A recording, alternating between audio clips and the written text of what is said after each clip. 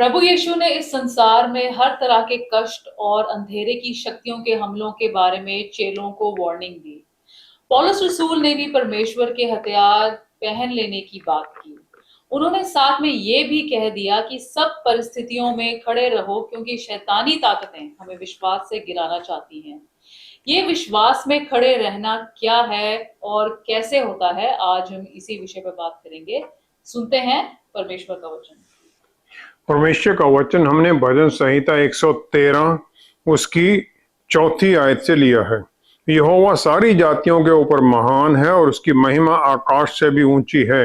हमारे परमेश्वर यहोवा के तुल्य कौन है? वह तो ऊंचे पर विराजमान है और आकाश और पृथ्वी पर भी दृष्टि करने के लिए झुकता है। वह कंगाल को मिट्टी पर से और दरिद्र को घूरे पर से उठाकर ऊंचा करता है कि उसको प्रधानों के संग अर्थात अपनी प्रजा के प्रधानों के संग बैठाए। वह बांझ को घर में लड़कों की आनंद करने वाली माता बनाता है। यहाँ की स्तुति करो। परमेश्वर के वचन को पढ़े और सुने जाने से आशीष हो। आमीन। जो अंधेरे की शक्तियां इस संसार में अधिकार जमाए बैठी हैं, हमारे ऊपर कैसे अटैक करती हैं? परमेश्वर ने जब इंसान को बनाया, आदम और ईव को एक नजदीकी रिश्ते में रहने के लिए बनाया और फिर उन्हें आज्ञा दी कि जो अंधेरे की ताकतें जो वहां पर धरती पर थी उन्हें अपने अधिकार में करना।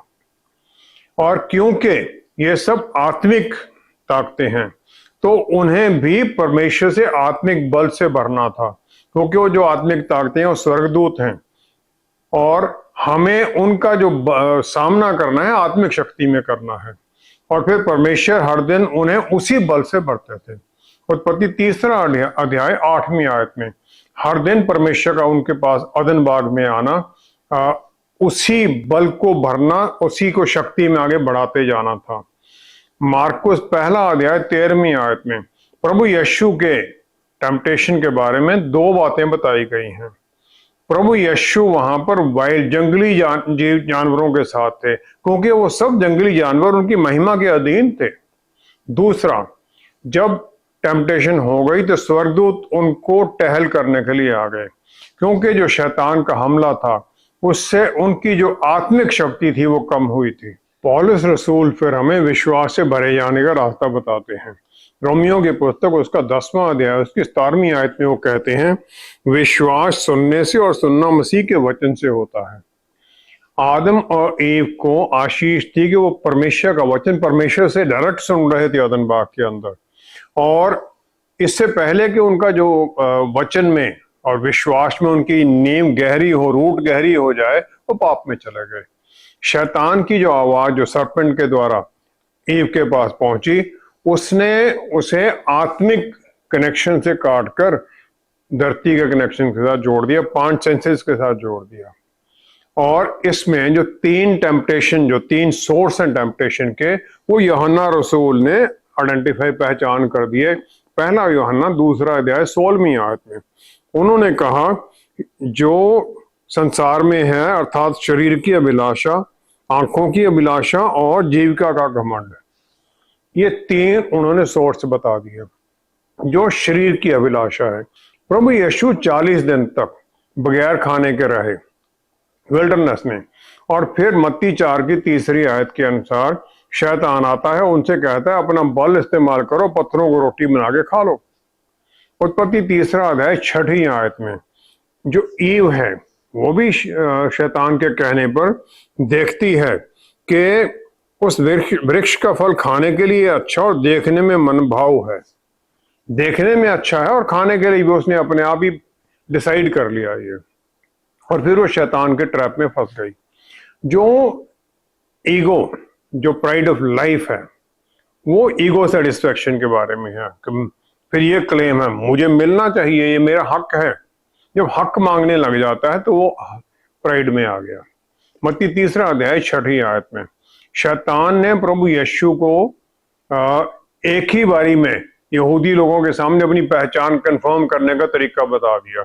उसने कहा मंदिर के सबसे ऊंची जगह से कूद जाओ, और फिर भजन संहिता 91 की 11-12 आयत के अनुसार जो स्वर्गदूतों को आज्ञा मिली हुई वो तुम्हें पकड़ लेंगे और सब अपने आप पहचान जाएंगे कि यही मसीहा है और तुम्हें मान भी लेंगे, कुछ भी करने की जरूरत नहीं। जो आंखों की अभिलाषा है, वो जो हमारे सामने सोशल मीडिया में चारों तरफ दुनिया में ये गंदगी दिखाई देती है, प्रलोभन दिखाई देते हैं, शारीरिक हैं हर तरह के प्रलोभन। मत्ती 3:8 में शैतान ने प्रभु यीशु को इस दुनिया के सारे राज्य उनकी महिमा दिखा दी और फिर उनसे कहा ये सब कुछ मैं देता हूं, मेरे सामने झुक जा, मेरी आराधना कर। प्रभु यीशु ने शैतान की अथॉरिटी को चैलेंज नहीं किया कि ये सब किंगडम तेरे अंडर है, राज्य तेरे अंडर है, लेकिन उन्होंने अपना राज्य भी उसे जाहिर नहीं किया कि स्वर्ग में मेरा राज्य है। पहला एरिया जो शैतान हमारे ऊपर अटैक करता है वो हमारा माइंड है, जहां पर वो बुरे विचार डालता है। यहूदी लोगों का ये क्लेम था कि उनकी जो सहायता है वो नॉर्थ से, पहाड़ियों से आती, यरूशलेम से आती है। फिर वो जगह को आइडेंटिफाई करने लग गए, परमेश्वर से दूर हो गए। परमेश्वर ने फिर से चैलेंज कर दिया। यिर्मयाह नबी की पुस्तक उसका 3रा अध्याय उसकी 23 आयत में कहा, निश्चय पहाड़ों और पहाड़ियों पर का कोलाहल व्यर्थ ही है, इजराइल का उद्धार निश्चय हमारे परमेश्वर यहोवा ही के द्वारा है। उन्होंने कहा यरूशलेम से उद्धार नहीं है, उद्धार परमेश्वर से है। परमेश्वर पर ध्यान लगाओ, जगह पर नहीं। जो साल्वेशन है, जो मुक्ति, जो उद्धार है, वो हर परिस्थिति से छुटकारा है और पाप से छुटकारा, दोनों हैं ये, और उसके साथ पे इटर्नल लाइफ भी है। इससे पहले के शैतान हमारे मनों में एक वो गहरी जड़ पकड़ ले अपने झूठ के द्वारा, प्रभु यीशु ने वही जैसे उन्होंने किया वैसे हमें भी करना है। प्रभु यीशु ने अपने परमेश्वर के वचन के द्वारा उसे काट दिया और उसे हरा दिया। हमारे जो विचार हैं, जैसे ऊपर में पक्षी उड़ रहे हैं आसमान में, वैसे ही हैं। जैसे कोई पक्षी हमारे नजदीक आता, हम उसको शुरू कर देते हैं, भाग यहां से। इसी प्रकार हमें विचारों को भी भगाना है वचन के द्वारा। परमेश्वर के वचन को पढ़ना है, उसके साथ जुड़ना है और विचारों को भगाना है। दूसरा आता है फिर हमारा हार्ट, जो हमारे हर इच्छाओं का, अच्छी और बुरी इच्छाओं का सोर्स है, जहां से शुरू होती हैं। उत्पत्ति 3रा अध्याय 6 आयत, ईव ने शैतान के झूठ को सुना, उसके बारे में उसने सोचा, सोचती रही, जिसको हम बोलते हैं मेडिटेशन करना, उसकी बातों पर सोचती रही। फिर उसने पेड़ की तरफ देखा, पेड़ तो वहीं था, उसकी तरफ देखा, फिर उसके अंदर उसके फल को खाने की इच्छा बन गई। जो डिजायर थी जो उसके अंदर बनी, उसने जो इंफॉर्मेशन उसके बाद पहले से थी, परमेश्वर की बात और शैतान की बात, उसने उसकी इंटरप्रिटेशन ही बदल ली। उसने नई रोशनी में देखा जो शैतान ने झूठ बोला था। एक्चुअली शैतान के अंधेरे में उसने देखा और जो रोशनी थी उसे उसने अंधेरा समझ लिया और रियलिटी से दूर हो गई। फिर उसे जो पेड़ था वो भी अच्छा लगने लग गया, आंखों के लिए सुंदर लगने लग गया और बुद्धिमान बनाने के लिए ठीक लगने लग गया। जब डिजायर हमारे अंदर आती है तो वो परमेश्वर की सच्चाई को दूर कर देती है हमसे, और फिर हमें जो अगला स्टेप है, वो अगला स्टेप है उस पर एक्शन लेना।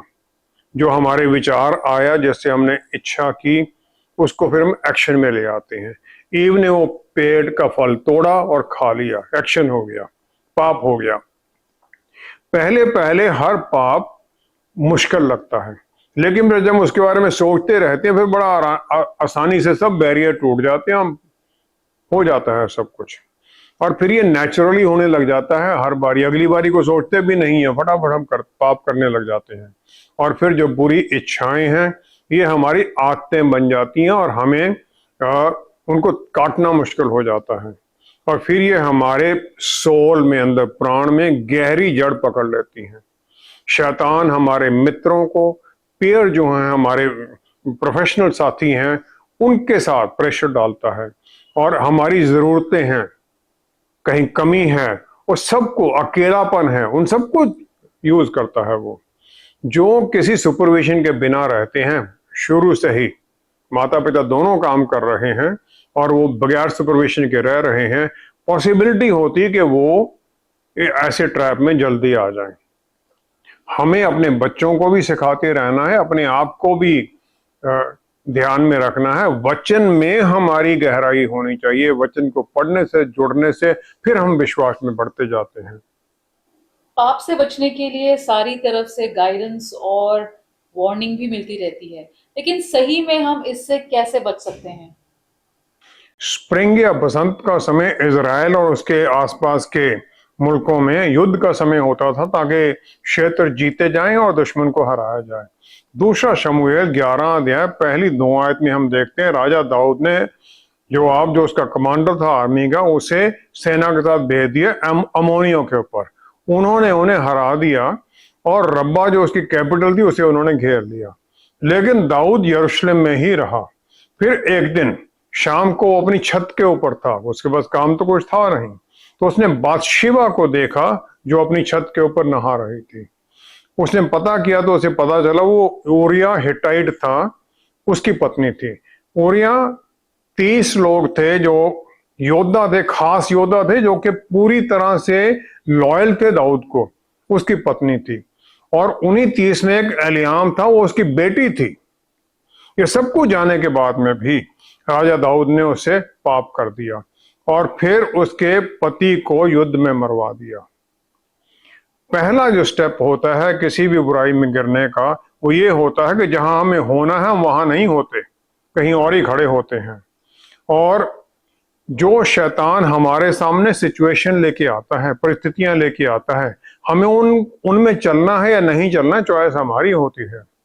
पौलुस रसूल ने अफसियों की पुस्तक 2 अध्याय 2 आयत में इसी का हमें कॉशन कर दे दिया कि किस प्रकार दुनिया जो है वो आकाश की शक्तियों का जो राजकुमार है, जो शैतान है, उसके आत्मा में काम करते हैं, जो कि परमेश्वर की आज्ञा से दूर रहते हैं। प्रभु यीशु ने 12 चेलों को चुना, सब 12 को उन्होंने चुना था और कॉल थी मेरे पीछे चलो।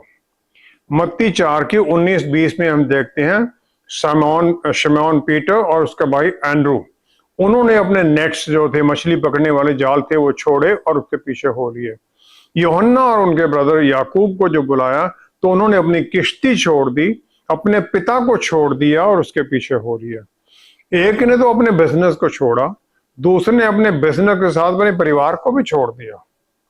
यूहन्ना और उसके भाई ने, जो उस समय का विश्वास था यहूदी लोगों में, वो ये था कि मसीहा जब आएंगे तो वो इजराइल का राज्य द्वारा स्थापित कर देंगे, रोमियों को हरा देंगे। और जो चेले थे वो भी आपस में यही आर्गुमेंट करते रहते थे कि उनमें सब में लीडर कौन होगा।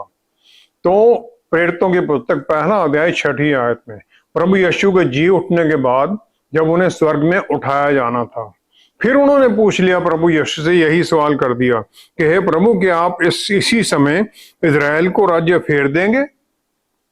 वही उनके मन में चल रहा था। उनके मन में यह था कि हम अच्छी पोजीशंस पर जाएंगे, मिनिस्टर बनेंगे, सब कुछ बन जाएंगे हम। यहूदा इस्करियोती वो भी उन 12 में से था। एक वही था तो यहूदा एरिया का था, बाकी सब गलील के और उस इलाके के थे। तो जब हम अपने मन के अंदर ये इच्छाएं डाल लेते हैं कि मेरी महिमा, मुझे ऊंचा उठना है, तो परमेश्वर की महिमा उससे ऊपर उठाने से हम दूर हो जाते हैं और शैतान के अधीनगी में जाने का खतरा हो जाता है।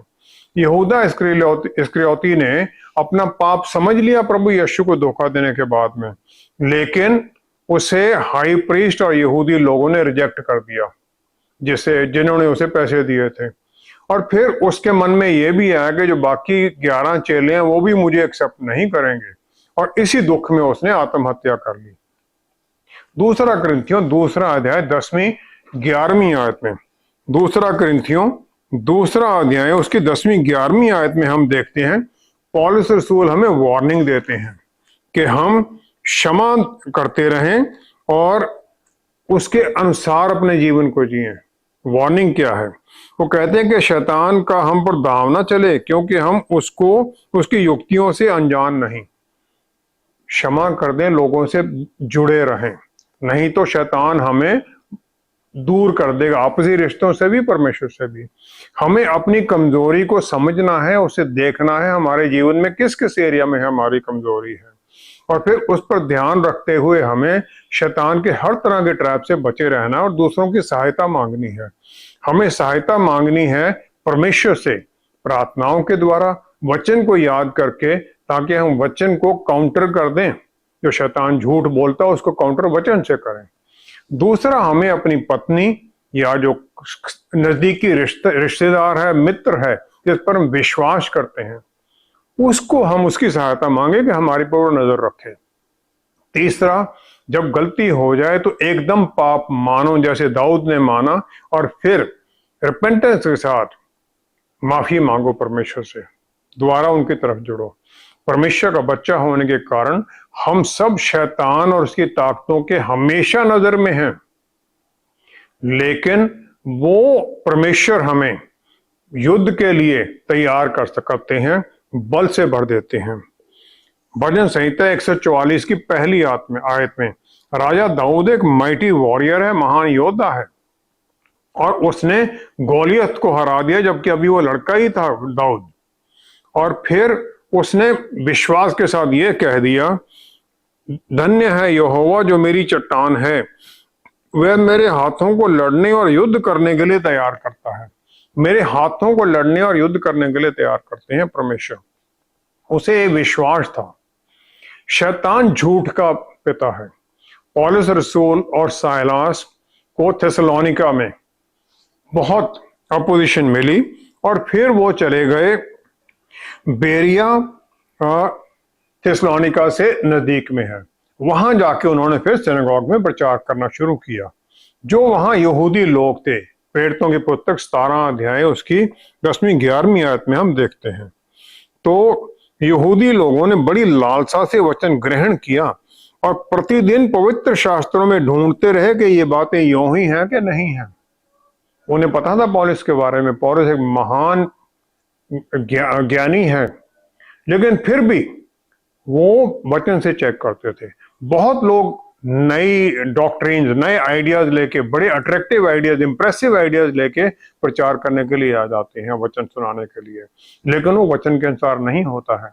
जो परमेश्वर के वचन के अनुसार नहीं है, उसे रिजेक्ट करना हमारे लिए जरूरी है, हम उसके पीछे चलना जरूरी नहीं है। शैतान भी चमत्कार करता है।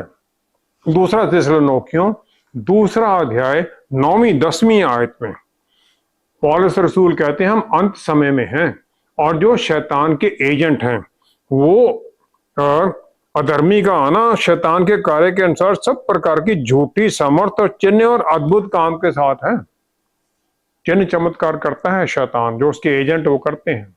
मत्ती 7 की 22-23 में प्रभु यीशु ने, जो उस प्रभु यीशु के लोग कहलाना के कामों के द्वारा हमने बड़ा काम किया, हम तो अद्भुत चमत्कार किए हैं आपके नाम पर, तो प्रभु यीशु उन्होंने कह दिया कि जो काम तुमने किया है मेरे लिए नहीं, दुष्टता के कामों के लिए क्या किया है।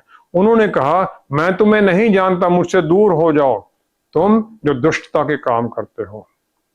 ऐसे लोगों के पीछे मत हो जाओ जो चमत्कार करना कोई गारंटी नहीं है कि वचन के अनुसार है। वो वचन को मानना जरूरी है।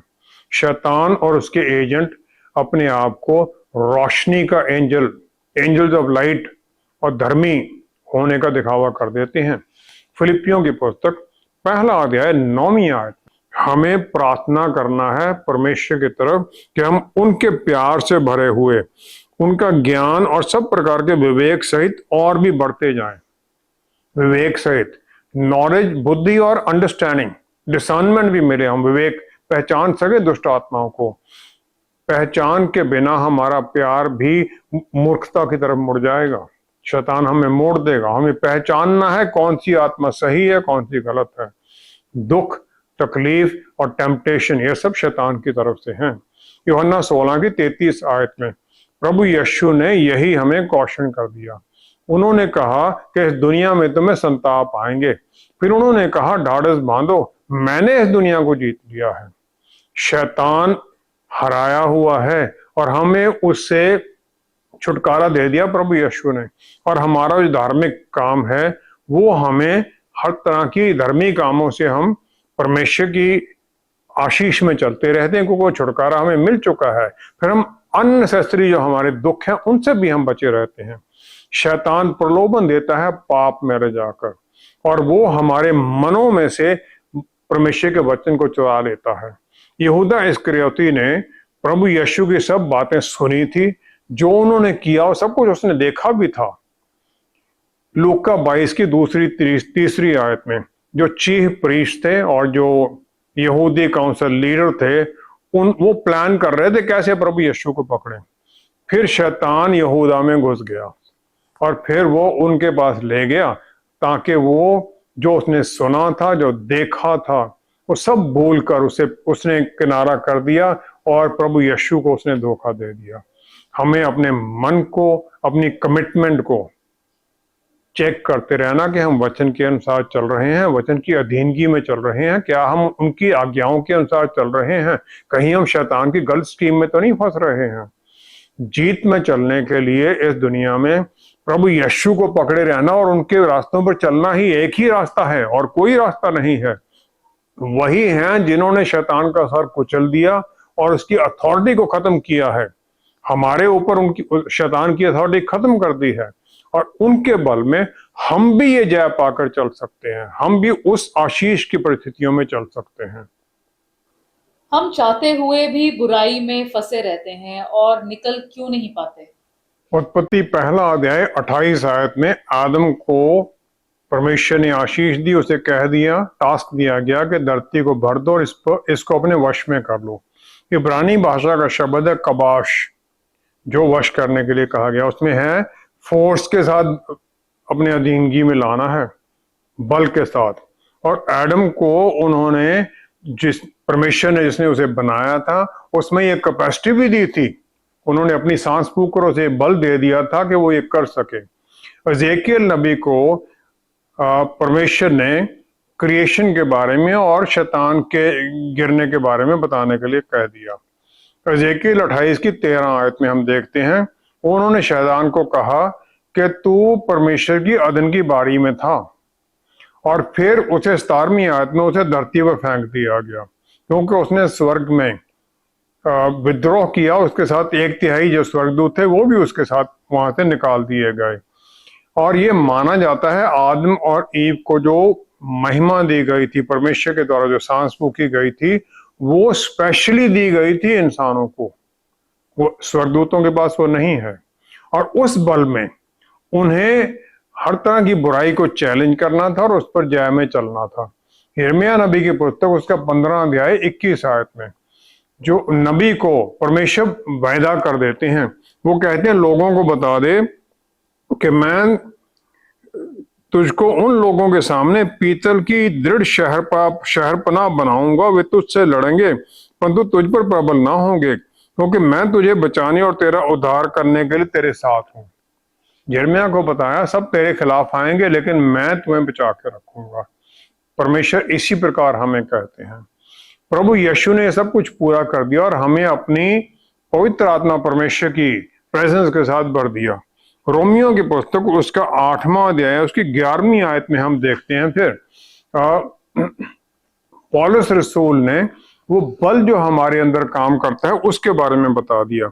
उन्होंने कहा उसी का आत्मा जिसने प्रभु यीशु को मरे हुओं में से जलाया तुम में बसा हुआ है, तो जिसने मसीह को मरे हुओं में से जलाया वह तुम्हारी नश्वर देहों को भी अपने आत्मा के द्वारा जो तुम में बसा हुआ है जलाएगा, नया बल देंगे, जलाएंगे, शैतानी ताकतों से, अधिकार से निकालेंगे।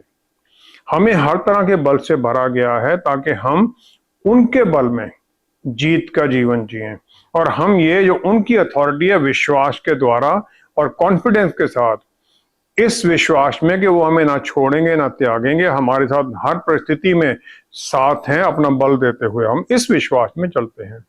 फिलिपियों की पुस्तक उसका 2 अध्याय उसकी 14-15वीं आयत में देखते हैं हमें जीना कैसे है, बगैर कुड़कड़ाए, बगैर किसी झगड़ा किए, धन्यवाद सहित उनके साथ जुड़े रहें। और फिर हमें फिलिपियों की पुस्तक 2 अध्याय उसकी 15वीं आयत में, और वहां लिखा है 2:15 ताकि तुम निर्दोष और बोले होकर टेढ़ी और हठीले लोगों के बीच परमेश्वर के निष्कलंक संतान बने रहो, जिनके बीच में तुम जीवन का वचन लिए हुए जगत में जलते दीपकों के समान दिखाई देते हो। ब्लेमलेस हो तुम, उनके सामने ज्योति की तरह चमको। हम अपने आप में ये कभी भी नहीं कर सकते हैं, उस पवित्रता को पहुंच ही नहीं सकते हैं जो परमेश्वर के सामने एक्सेप्टेबल है। हमें प्रभु यीशु के लहू के द्वारा शुद्ध किया जाता है, तभी हम पवित्र बनते हैं। और हम ये भी जानते हैं कि शैतान के ऊपर कलवरी पर प्रभु यीशु ने पूरी तरह से हरा दिया। कुलुस्सियों की पत्री उसका दूसरा अध्याय उसकी 15वीं आयत में पौलुस रसूल कहते हैं, उन्होंने प्रधानताओं और अधिकारों को ऊपर से उतारकर उनका खुल्लम खुला तमाशा बनाया और क्रूस के द्वारा उन पर जय जयकार की ध्वनि सुनाई।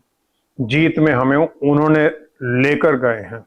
जो शैतान ने अदन बाग में जो अधिकार आदम और ईव से छीन लिया था, प्रभु यीशु ने उसे वापस ले लिया है। याकूब 4 अध्याय 7वीं आयत में हमें कहा गया है, शैतान का सामना करो तो वो भाग जाएगा। हम ये करते कैसे हैं? प्रकाशित वाक्य 12 अध्याय 11वीं आयत में हम ये करते हैं प्रभु यीशु मेमने के लहू के द्वारा और उनके वचन की गवाही के द्वारा। और फिर हम उनके उस जो लहू बहाया गया उसके बल में चलते हैं और फिर उसी जीत को हम डिक्लेयर करते हैं। प्रभु यीशु की जीत को डिक्लेयर करते हुए हम भी विक्ट्री में चलते हैं। पौलुस रसूल ने हमारे जो युद्ध के हथियार वो हमें दिखा दिए, जो विश्वासियों को दिए गए हैं। अफसियों की पुस्तक 6-17-18 आयत में अटैक का एक ही हथियार है, जो तलवार है आत्मा की, जो कि वचन है। जब हम वचन को चलाते हैं तलवार की तरह शैतान भागता है। और फिर इसे हम तीखा कैसे करते हैं इस तलवार को? प्रार्थना के द्वारा। हर पल हम प्रार्थना में लगे रहें, आत्मा के में जुड़े हुए और जागते रहें। पवित्र आत्मा परमेश्वर हमें कॉन्टिन्यूअस परमेश्वर के साथ बातचीत करने में सहायता करते हैं, क्योंकि परमेश्वर रोशनी के पिता हैं। याकूब 1 अध्याय 17वीं आयत में है। वो सोर्स हैं और फिर क्योंकि सोर्स के पास उनकी उस सोर्स की तो कोई शैडो हो ही नहीं सकती। जब हम आत्मा में प्रार्थना करते हैं तो अपने मन को उनके सामने खोल देते हैं और फिर उन्हीं पर हम निर्भर हो जाते हैं। 2 तीमुथियुस 2 अध्याय 3 आयत। और हमें हर युद्ध लड़ना है प्रभु यीशु के अच्छे सोल्जर बनकर। यहोशू 5:15 में प्रभु यीशु ने, जो कि कमांडर बनकर हेवनली आर्मी के कमांडर बनकर आए थे, उसको पूरी प्लान बता दी और उसी प्लान में यहोशू चलता रहा और फिर वो पूरी तरह से सफल रहा। हमें ये विश्वास रखना है जो लड़ाई है ये हमारी नहीं है, परमेश्वर की लड़ाई है। और परमेश्वर हमेशा किसी भी तरह से हराए नहीं जा सकते हैं। हम भी उनके योद्धा बनकर उनकी आज्ञा के अनुसार जीत में चल सकते हैं और फिर हमारी जीत के द्वारा हम उन्हें महिमा देते हैं। आइए हम प्रार्थना करें। पिता परमेश्वर, हम धन्यवाद करते हैं। क्या ही धन्य है आप हमें वचन देते हैं, वचन सिखाते हैं और पवित्र आत्मा परमेश्वर हमारे अंदर हमारे टीचर बनाकर भेज देते हैं, ताकि हमें वो सब कुछ सिखाएं। वचन में चलना, वचन को समझना, वचन की गहराइयां जानना और फिर उस विश्वास में आगे बढ़ना जो वचन के अनुसार है, ताकि हम फिर उस आशीष में चलें जो आपने हमें वायदे किए हैं। फिर हम भी विश्वास कर लेते हैं कि जो दूसरों के साथ हुआ है हमारे साथ भी होगा। अगर दाऊद दैत्य को हरा सकता है तो हम भी हरा सकते हैं जो हमारी परिस्थितियां हैं, जो शैतानी ताकतें हमारे सामने खड़ी हैं, क्योंकि प्रभु बल आपका काम करता है। हम सिर्फ आपके बल में आगे बढ़ते हैं और जीत में हो जाते हैं। बस इसी आशीष में हम बने रहें। जितने हम जुड़े हुए हैं इस प्रोग्राम के द्वारा, सबको पवित्र आत्मा परमेश्वर अपने बल से भर दीजिए। पिता परमेश्वर, सारी महिमा सारा आदर आपको देते हुए सब कुछ प्रभु यीशु के पवित्र नाम में मांगते हैं। आमीन, आमीन, आमीन। परमेश्वर हर परिस्थिति में हमारे साथ हैं और इसी बल में हम विश्वास में चलकर विजयी हो सकते हैं। हम उन्हें अपना बल और ढाल बनाकर सुरक्षित भी रहते हैं और सफल भी होते हैं। अपने प्लान्स में और अपने बल में चलने पर बुराई की ताकतें हमारे ऊपर सदा ही प्रबल होंगी। उनका हाथ थामे रहने में ही हमारी जीत है। Thank you so much for watching. See you next time. Stay blessed. Shalom.